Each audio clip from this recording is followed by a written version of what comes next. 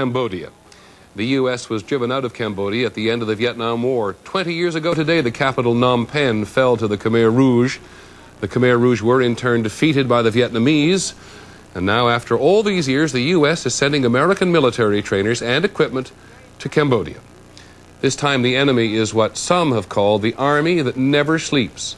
Here's ABC's Mark Litke. I'll let you just go through it. When the last Americans pulled out of Cambodia in April 1975, Stephen Bush was just a kid. Today, he's among the first American soldiers to return here since the war, a small contingent of U.S. Special Forces with a very different mission. And how much pressure do you apply?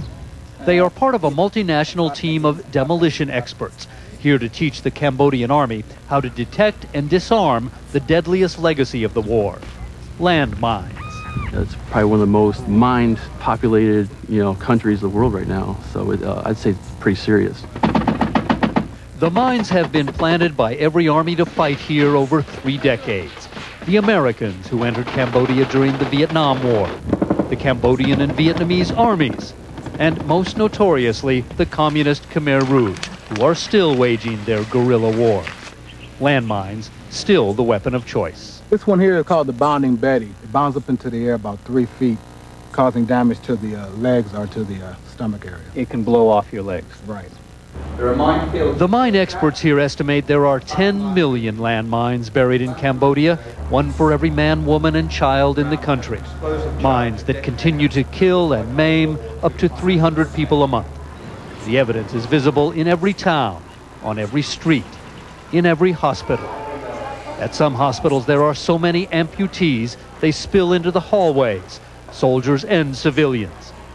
Kay Sip, a mother of 5, lost both her legs last month when she stepped on a landmine while going to buy medicine for a sick child.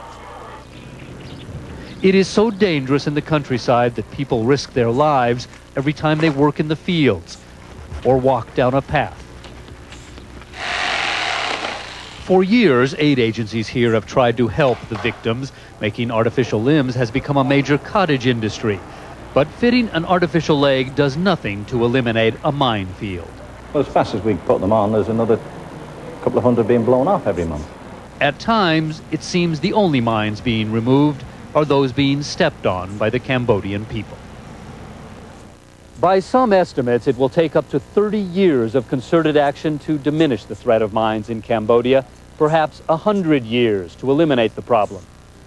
But that process is now underway as Cambodian soldiers learn from Americans how to use detection equipment, how to dig up mines and destroy them safely.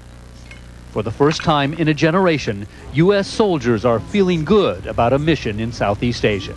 I can't wish for anything more, really. I'm doing my job, doing as best I can, and I'm actually seeing an impact that's really going to make a difference. It's a difference that will be measured in limbs and lives saved. Mark Litke, ABC News, Phnom Penh, Cambodia. Americans have a chance tonight to understand how influential the United Nations has been in Bosnia. The American